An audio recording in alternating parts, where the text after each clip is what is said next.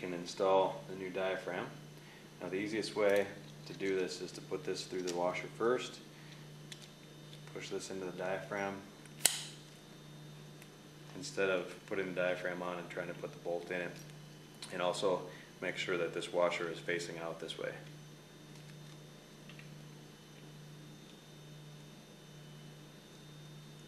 Thread that in. It's an aluminum piston and a steel bolt, so you want to make sure not to strip this out. And we'll torque it to 87.5 inch-pounds.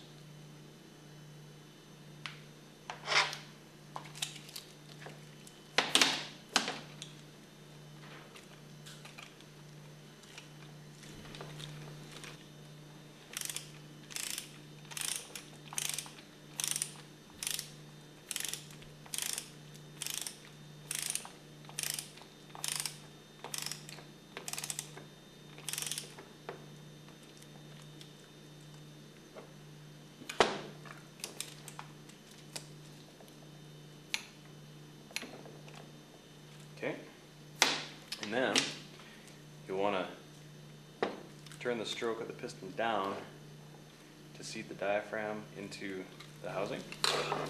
Push it in all the way around. And then, before you put the head on, you want to make sure that you have the right O-rings. The O-rings for this bottom side are very similar size to the O-rings on the top side. The larger of the two O-rings goes underneath the head, and the slightly smaller one will go on top of the head underneath the valve cap. And it helps to have some grease nearby to put into these O-ring grooves. That'll help keep it in there, so you don't have a chance of it slipping out and getting pinched when you tighten the head down.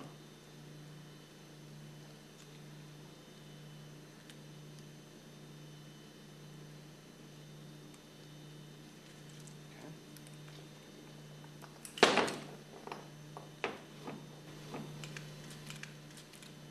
So now we can just put the head on. Notice that the bolt that goes through the valve cap is a little bit longer than the rest of them.